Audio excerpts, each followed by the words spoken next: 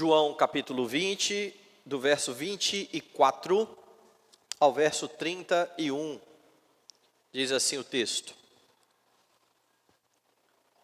Ora, Tomé, um dos 12, chamado Dídimo, não estava com eles quando veio Jesus. Disseram-lhe então os outros discípulos: vimos o Senhor.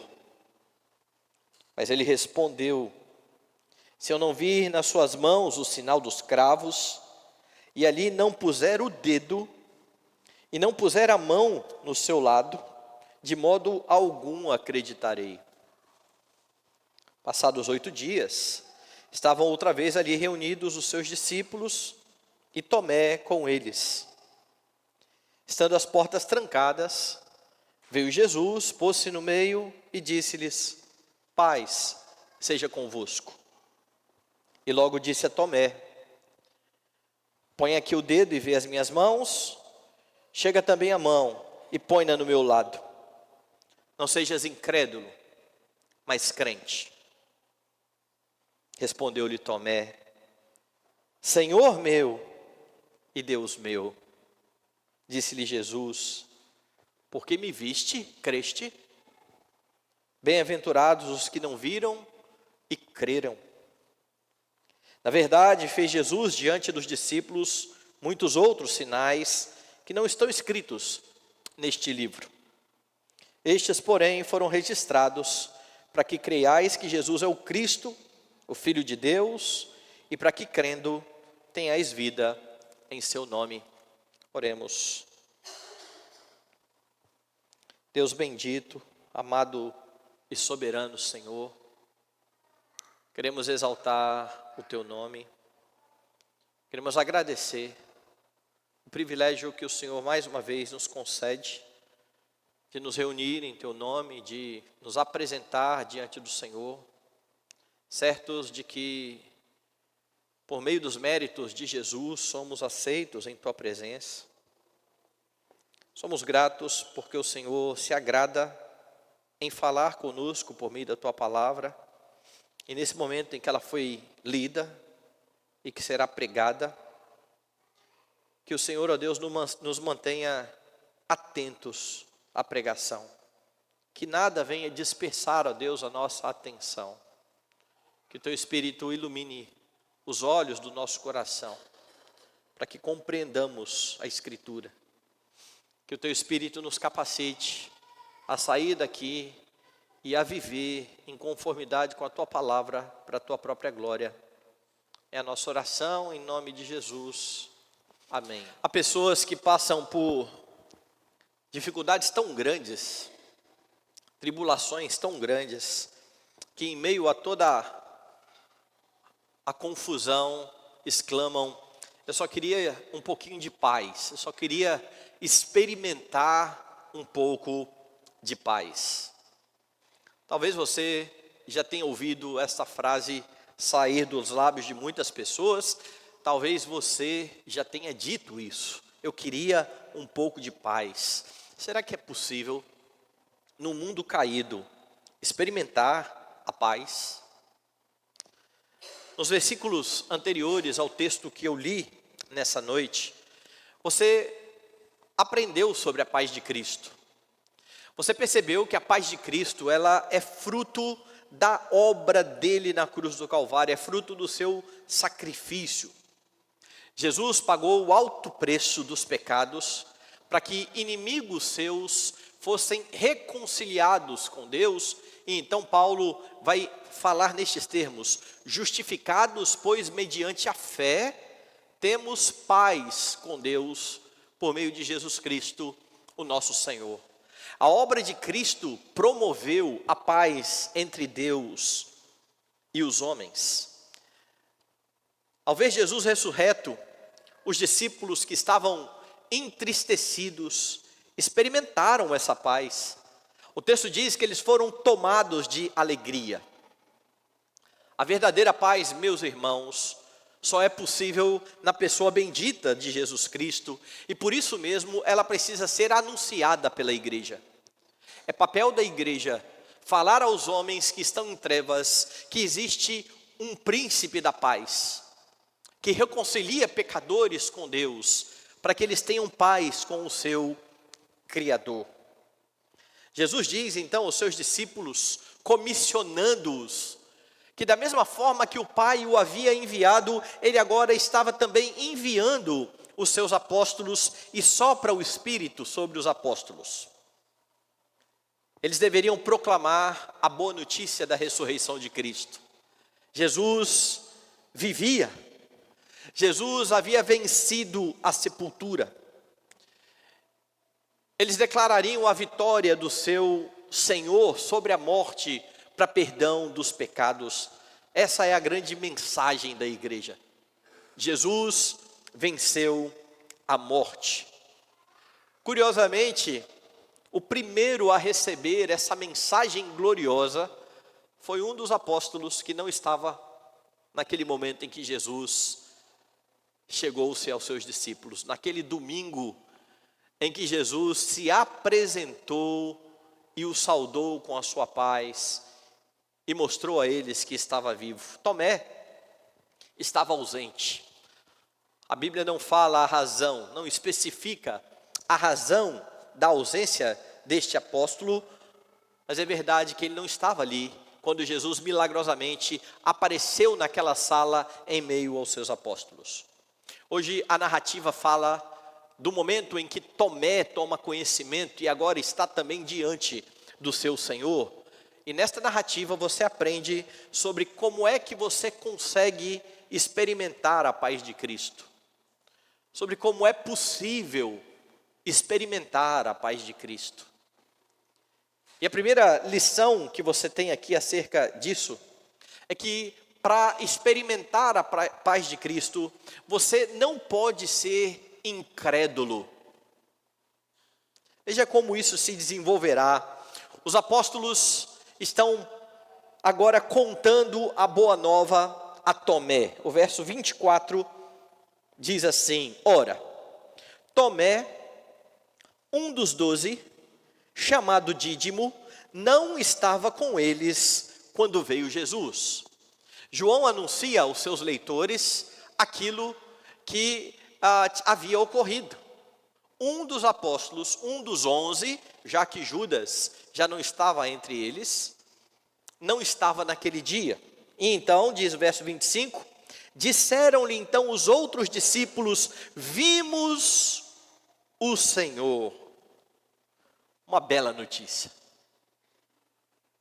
10 dos apóstolos, com o mesmo testemunho, com a mesma mensagem: nós vimos o Senhor.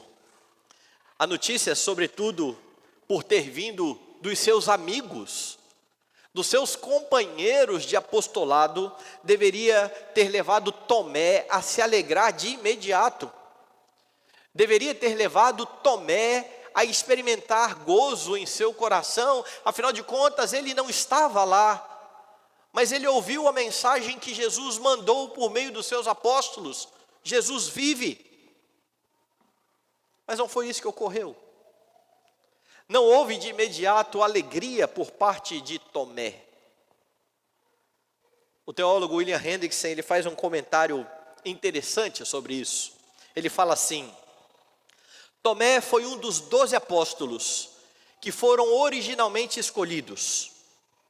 Ele deveria estar ali, ou seja, ele deveria estar no domingo anterior, junto com os seus companheiros. Ele deveria estar ali quando Jesus apareceu aos 12. Por não estar presente, ele perdeu a alegria de ver o Senhor ressurreto e de ouvi-lo dizer palavras de paz. Na verdade, ele tinha perdido a paz. Isso ocorre com você quando você deixa de estar com a Assembleia dos Santos dominicalmente, quando o príncipe da paz fala de paz à sua igreja. Tomé perdeu de ouvir o que Jesus tinha a dizer por não estar junto dos seus irmãos. onde ele estava, nós não sabemos. O escritor bíblico e o Espírito Santo não quiseram deixar isto registrado, mas a verdade é que quando você, em vez de estar na Assembleia dos Santos, reunidas dominicalmente, no dia em que Jesus ressuscitou, quando Jesus fala à sua igreja por meio da palavra, quando você perde esses momentos, você deixa de ouvir o seu Senhor. Você deixa de ouvir palavras que podem trazer paz ao seu coração. E é curioso porque há alguns crentes que estão vivendo momentos muito angustiantes, eles estão passando por dilemas em suas vidas, eles querem um pouco de paz, mas eles não vão à igreja, eles não vão ao culto, eles se sentem muito desanimados para ir na adoração do dia do Senhor, desanimam de ir à igreja, desprezam o meio de graça que é a pregação do Evangelho, quando o príncipe da paz faz ecoar a sua voz por meio da pregação da palavra. Por vezes os crentes se assemelham a Tomé, quando distante dos seus irmãos, perde a bênção de ouvir palavras que trazem alegria ao coração. Tomé não acredita. Os seus amigos dizem: vimos o Senhor. Mas ele não encontra ainda paz no seu coração, por não ter estado com Jesus. Tomé simplesmente se mantém cético quanto àquilo que os seus amigos estão relatando. Está evidente que Tomé não tem paz. O seu coração não está em paz. Entretanto, ele vai além disso. Ele se diz até disposto a acreditar, mas ele enumera uma série de razões. Algumas coisas irão precisar acontecer para que ele creia. Veja a parte B do versículo 25. Mas ele respondeu: se eu não vir nas suas mãos o sinal dos cravos, e ali não puser o dedo, e não puser a mão no seu lado, de modo algum acreditarei. Não interessa o que vocês falem. Se eu não colocar a minha mão ali nas chagas, nas feridas, eu não irei acreditar. Meus irmãos, há aqui algo interessante e importante. Tomé precisa ver para crer. Ele precisa olhar o sinal dos cravos das mãos, ele precisa tocar nas feridas do Senhor Jesus Cristo. Ele precisa levar a mão ao lado de Jesus, para ver a perfuração que havia sido feita por aquele guarda. Ele precisava colocar ali o seu dedo. Sem estas evidências, de forma alguma, ele iria acreditar que o Senhor havia ressuscitado. A despeito dessa ter sido a mensagem de Jesus durante os 3 anos de ministério, a despeito do testemunho de 10 dos homens que andaram com ele por 3 anos, vendo os milagres de Jesus, e que agora chegavam com esta mensagem, dizendo ser a mensagem que o Senhor mandou que eles proclamassem. Não, eu preciso colocar a minha mão ali. Sem isso eu não irei acreditar. Sabe quem é esse Tomé?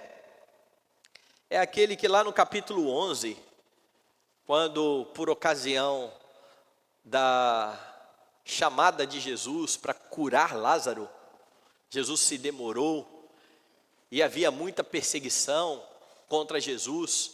Jesus resolve ir até onde estava Lázaro. É o Tomé que tomou a frente dos discípulos e disse: vamos para morrer com ele. Era o Tomé que estava disposto a morrer com Cristo lá atrás, que ouviu todas estas mensagens sobre a ressurreição, mas ele agora se nega a acreditar no testemunho dos seus amigos de que Jesus estava vivo. Ele de fato não estava em paz. Meus irmãos, assim são muitos daqueles que estão na igreja, mas que têm dúvidas acerca da palavra de Deus. Se dizem crentes, professam a fé em Cristo Jesus, mas em diversas áreas da vida acabam por duvidar daquilo que a Escritura diz. Muitos destes crentes confiam mais no assim diz a ciência do que no assim diz o Senhor. A ciência é a autoridade final. E é por isso que muitos vivem tentando harmonizar, por exemplo, o relato da criação, trazido pela Escritura, com a teoria da evolução e com o Big Bang.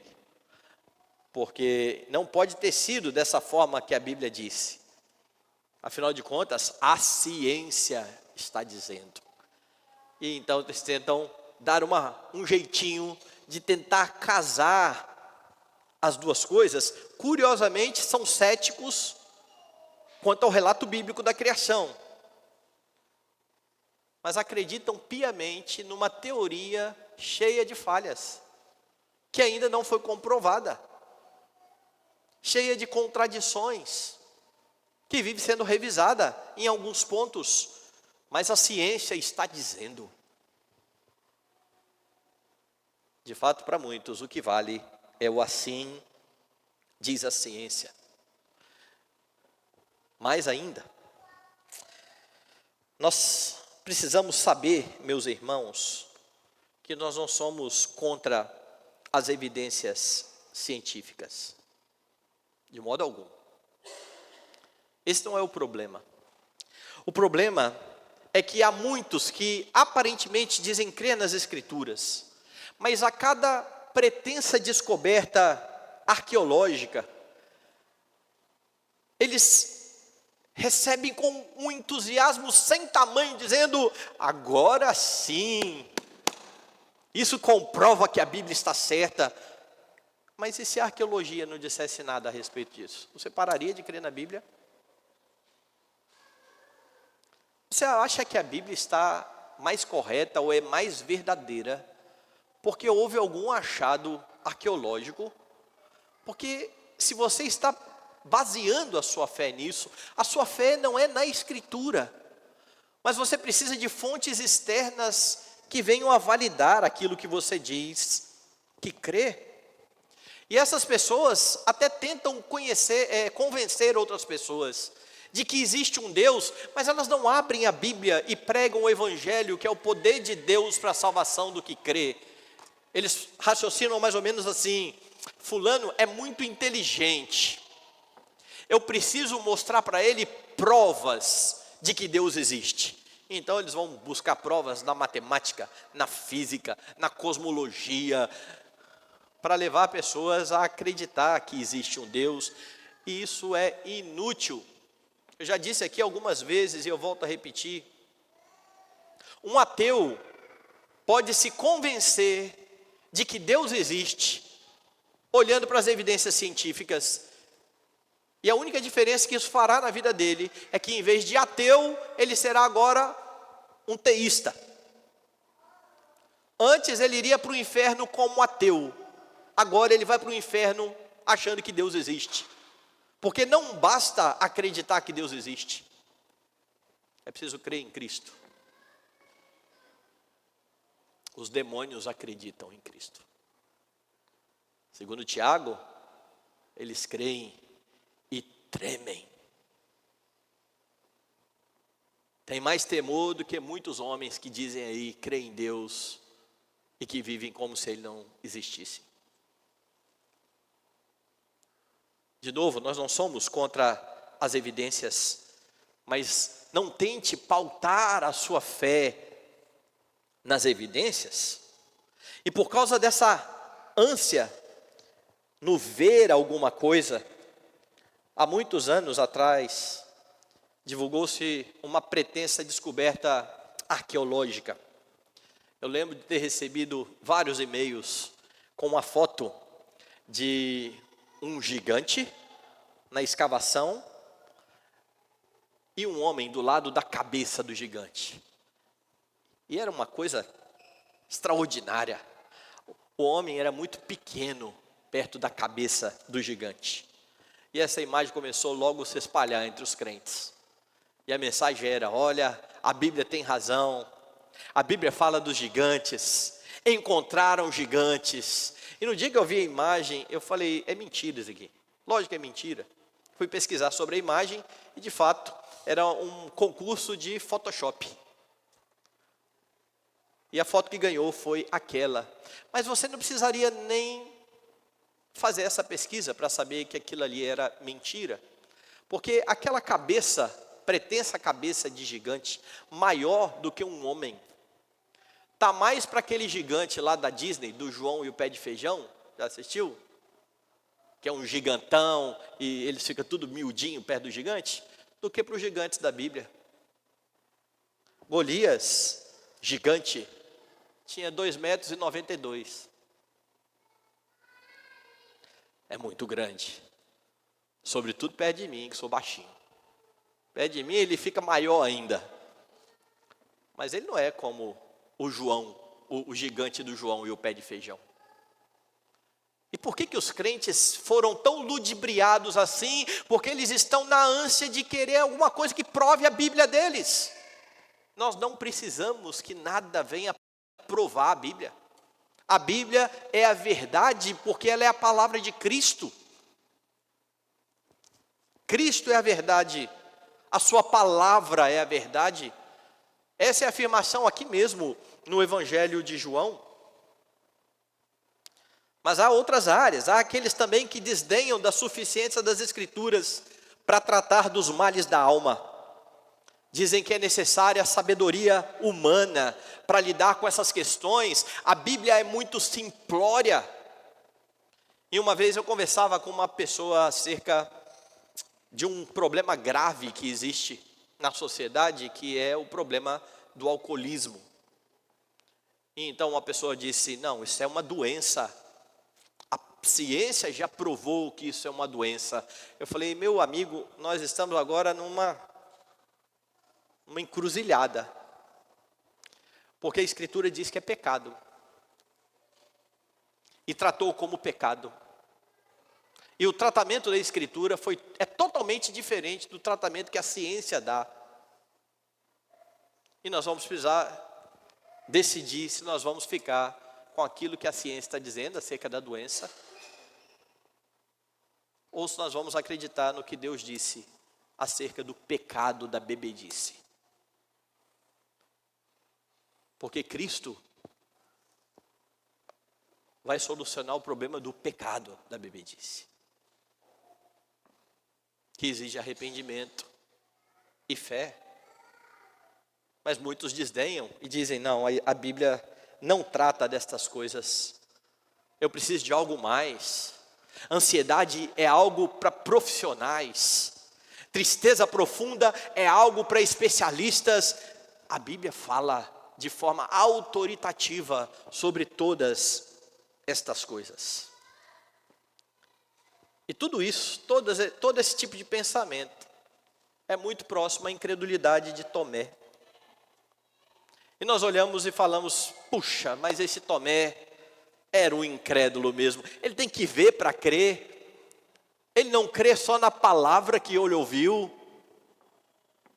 Mas se você vive procurando evidências, se você vive querendo apoio na ciência, se você despreza a Escritura quando a ciência pretensamente diz alguma coisa contrária à Escritura, você está no mesmo barco de Tomé.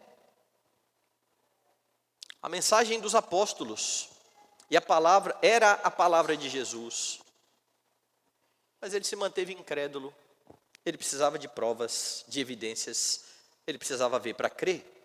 Quando você não crê na palavra de Cristo, é impossível que você tenha paz. E se é dessa forma, como é que você pode experimentar a paz de Cristo? A segunda lição que você tem nesse texto: você precisa andar por fé e não por vista. Meus irmãos, Jesus havia aparecido no dia do Senhor, no domingo. para os 10.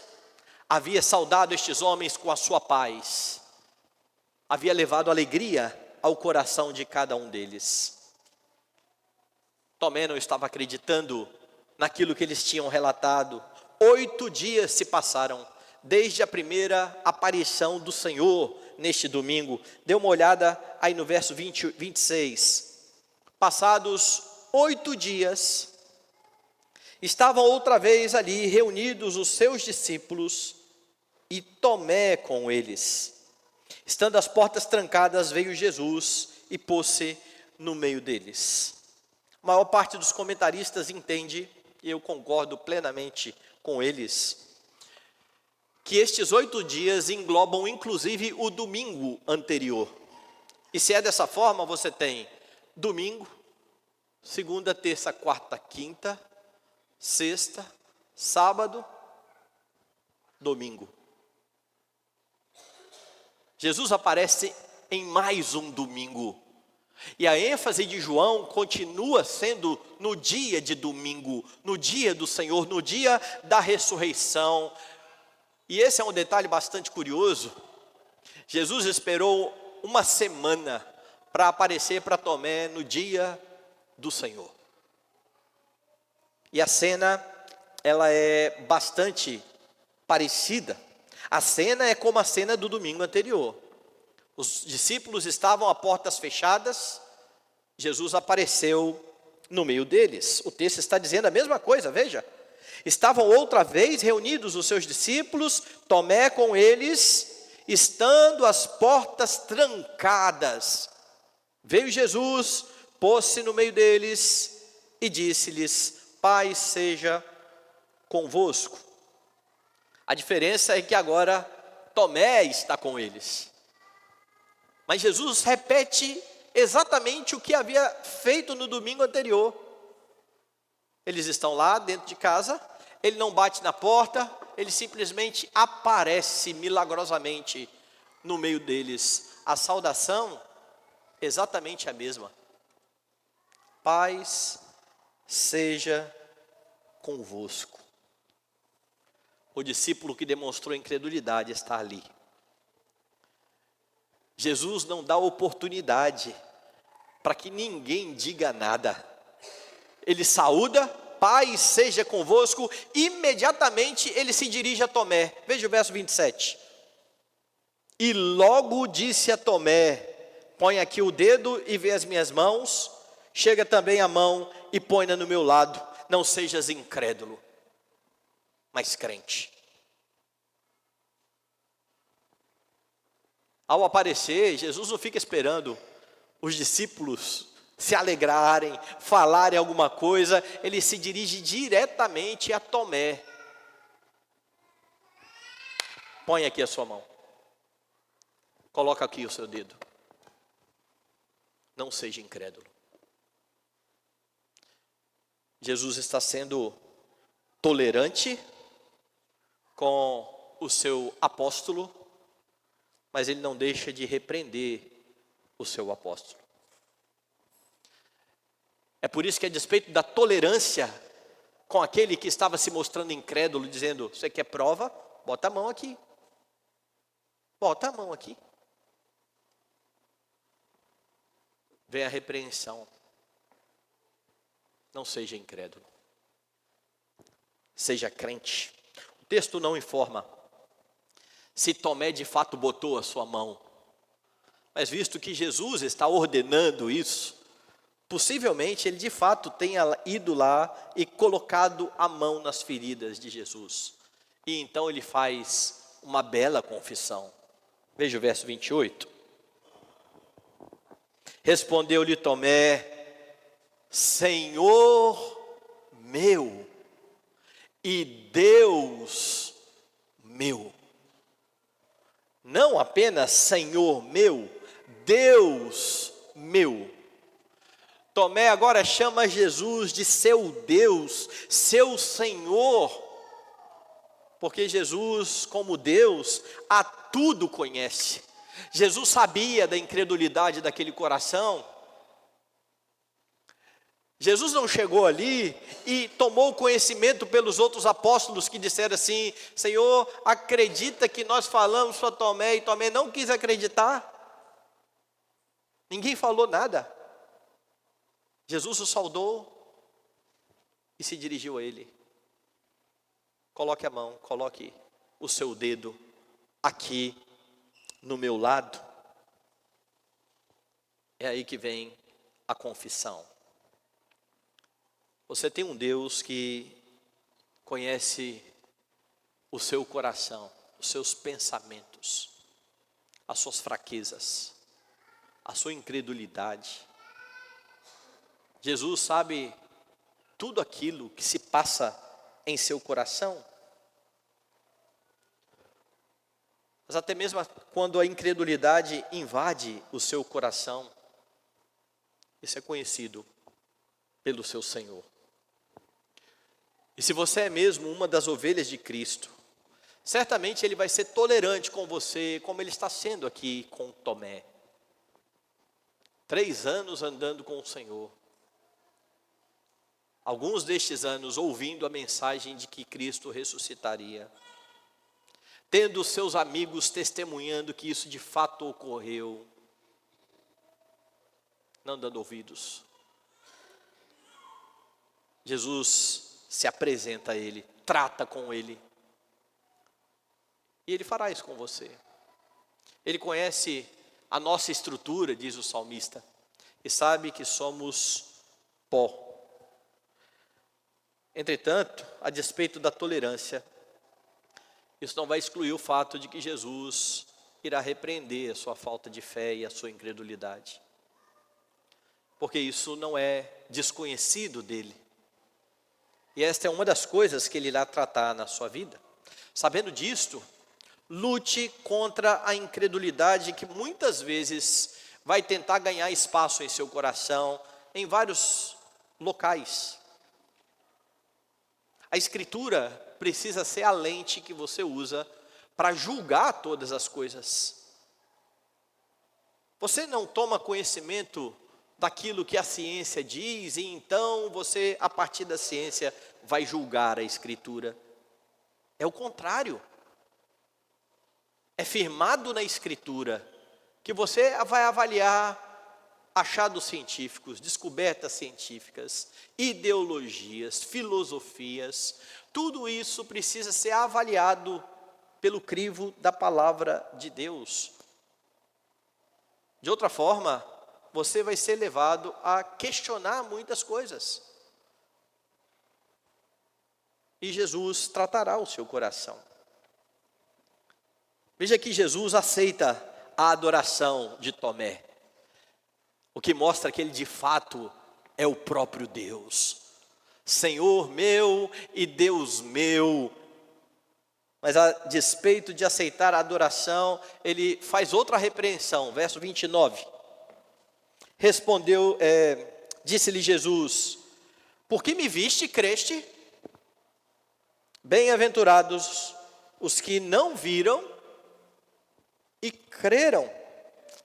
Tomé estava certo na sua afirmação.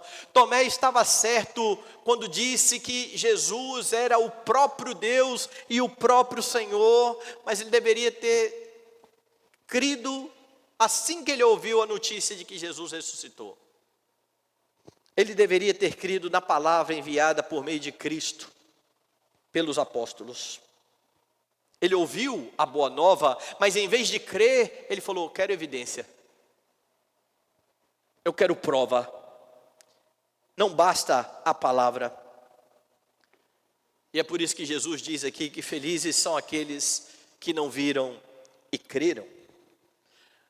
Agora veja que interessante, a afirmação de Jesus, ela é seguida diretamente pelo relato de João acerca daquilo que ele registrou no seu evangelho.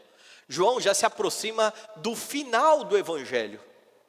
Agora pense na composição de João. Ele iniciou o evangelho dizendo ser Jesus Deus, No princípio era o Verbo estava com Deus, o Verbo era Deus, o Verbo se fez carne, habitou entre nós, vimos a sua glória como do unigênito do Pai. E a declaração de Tomé agora: Senhor meu e Deus meu. E então ele fala sobre o propósito do seu registro, verso 30. Na verdade, fez Jesus diante dos discípulos muitos outros sinais que não estão escritos nesse livro. Por que ele está falando de outros sinais? Porque a ressurreição seria um dos sinais. Lembra que Jesus falou isso? Nenhum sinal eu vou dar senão o do profeta Jonas. Do mesmo jeito que Jonas esteve 3 dias e 3 noites no ventre do peixe, o Filho do Homem estará 3 dias e 3 noites no coração da terra. Esse é o sinal, e este é o sinal que João está relatando aqui. Mas ele está dizendo: Jesus fez outros sinais que não estão escritos aqui no Evangelho. Estes que estão escritos no Evangelho foram registrados para que creiais que Jesus é o Cristo, o Filho de Deus, e para que, crendo, tenhais vida em seu nome. João está dizendo que foi seletivo acerca dos sinais. O último deles, registrado, a própria ressurreição de Cristo. Agora lembre que os leitores de João, os primeiros leitores do Evangelho, muitos deles não viram a Cristo ressurreto. Muitos deles não viram Jesus realizando sinais e prodígios. O que eles tinham? O Evangelho de João e os demais evangelhos que relatavam isso. E eles precisavam crer. Não era para eles ficar pensando assim: eu queria ver um milagrezinho aqui para comprovar. Eles precisavam crer. Mas eles não precisavam crer em qualquer coisa. Eles não deveriam ser como Tomé, exigindo evidência, mas eles deveriam crer em algo muito específico: que Jesus é o Cristo, Jesus é o Messias, aquele que foi prometido por Deus no Antigo Testamento, aquele que vem sendo esperado pelo povo de Israel há tantos anos. Eles deveriam crer que Jesus é o próprio Filho de Deus, sendo um com o Pai. Ele não foi um homem comum ou um homem diferenciado, ele não foi um grande pensador, ele não foi um grande filósofo, ele é o Filho de Deus que é um com o Pai. E quem cresce nisso seria bem-aventurado, ou quem cresce nisso teria a vida eterna. A fé cristã não é por vista, é por fé. Você crê naquilo que a Bíblia diz. Como nós vimos hoje na escola dominical, de forma curiosa, muitos querem ver sinais, milagres para crer. Mas os milagres, os sinais, eles tiveram um fim bem específico: demonstrar que Jesus era Deus, demonstrar que os apóstolos foram enviados por Ele. Hoje você tem a bendita palavra de Deus, que é anunciada dominicalmente, sendo Cristo o profeta falando por meio da pregação da palavra. Você não precisa ver, você precisa ouvir e crer na palavra. Paulo fala isso quando ele escreve aos Coríntios. Abra sua Bíblia na segunda carta de Paulo aos Coríntios, capítulo de número 5.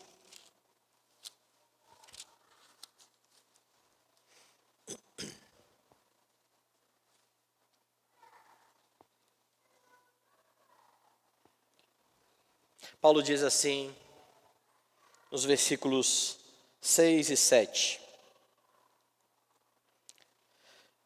Temos, portanto, sempre bom ânimo, sabendo que enquanto no corpo estamos ausentes do Senhor, visto que andamos por fé e não pelo que vemos. A ideia de que nós estamos ausentes do Senhor ela precisa ser entendida, porque Cristo está aqui. Cristo se faz presente. Ele disse que estaria com os seus todos os dias, até a consumação dos séculos. Mas Paulo está falando de algo específico aqui. Enquanto nós estamos no nosso corpo, nós não conseguimos ver a Cristo fisicamente. Nós não contemplamos o Senhor. Um dia isso será possível. Um dia nós estaremos com Ele. Mas até esse dia, nós andamos por fé e não por vista.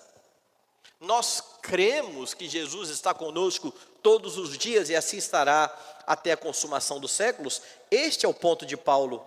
Ainda que você não veja Cristo fisicamente, você precisa crer em sua presença. Você precisa crer que Jesus está com você. Você, crendo nisso, terá paz em seu coração. Mas é crer como a Escritura diz. Jesus é o Filho de Deus. Jesus é o Messias prometido. Diante disso, você pode ter plena certeza de que nunca estará só.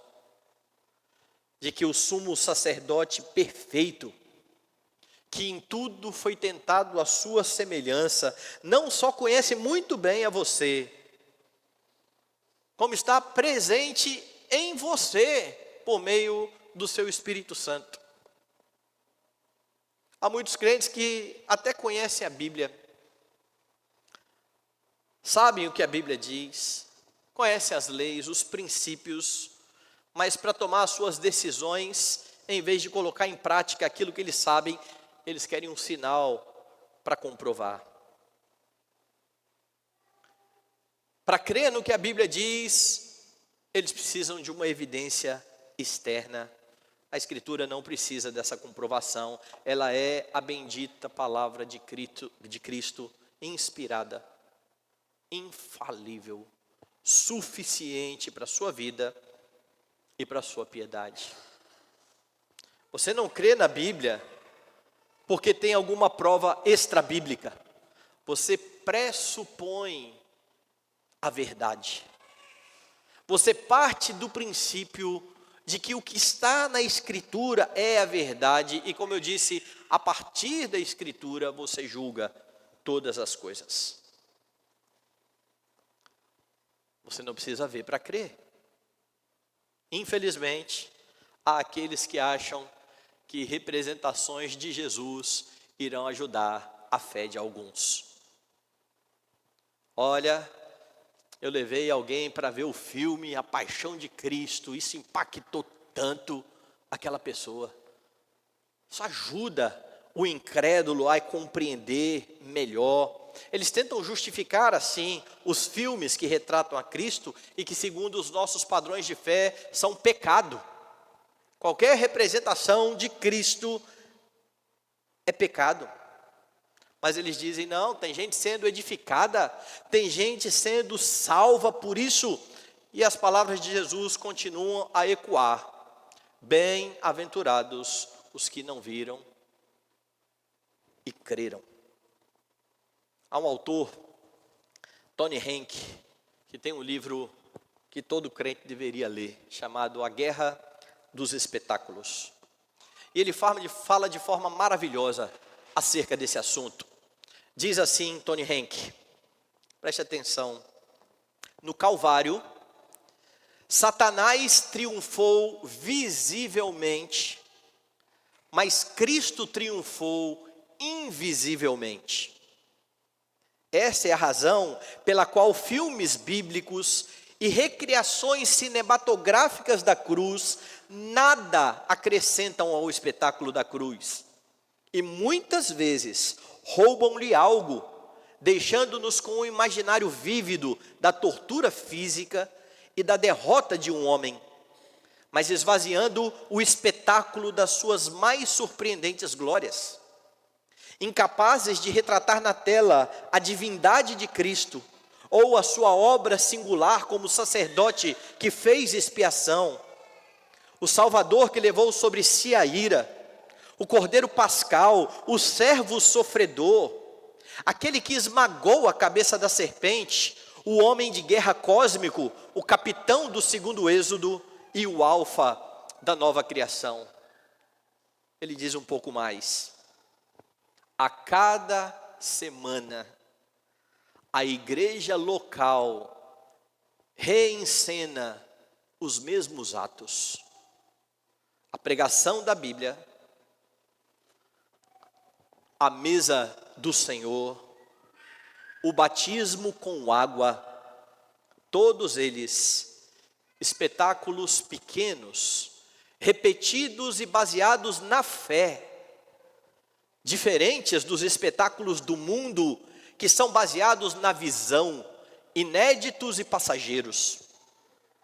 Essas ordenanças da igreja, pregação, ceia, batismo, tem a glória da influência cósmica. Em Colossenses e Efésios, Paulo cuidadosamente mostra como o amor e a unidade da igreja local, guiados pelo Evangelho, são um espetáculo da vitória de Cristo sobre os principados e potestades que buscam destruir a ordem criada por Deus. A igreja é o perpétuo movimento de resistência. É de geração em geração, ela exibe um espetáculo da vitória de Deus sobre os seus inimigos cósmicos, repetidamente golpeando tais inimigos, como um déjà vu da derrota deles na cruz. E o que ele fala é extraordinário. Ele diz: quando nós celebramos a mesa do Senhor, para os inimigos de Cristo, isso é um déjà vu. Eu já vi essa história. Eu sei que eu sou derrotado. Para os inimigos é isso. Para nós, Cristo é vitorioso. Ele é visto na pregação. Ele é visto nos sacramentos. Se você quer experimentar a paz de Cristo, não há outra forma, senão o que foi apresentado nesse sermão. Você não deve ser incrédulo. Não viva em busca de evidências, a fim de crer naquilo que a palavra de Deus diz. Não viva buscando alguma forma de tornar a sua fé mais palpável. Ande por fé e não por vista. É pela fé que você crê que Jesus é o Cristo, o Filho de Deus. É pela fé que você recebe a vida eterna. É nesta fé que você persevera até o dia em que finalmente você verá o seu Senhor. E como Paulo escreveu aos Romanos, para animá-los enquanto eles esperavam a redenção final, ele diz: porque na esperança fomos salvos. Ora, esperança que se vê não é esperança, pois o que alguém vê, como o espera? Mas se esperamos o que não vemos, com paciência o aguardamos. Que nesse mundo caído, que em meio às suas tribulações, você ande por fé, com os seus olhos fitos em Jesus Cristo, o Salvador que pagou o alto preço, a fim de que você tenha paz com Deus. Que esta paz seja sempre abundante em seu coração, a despeito das suas circunstâncias.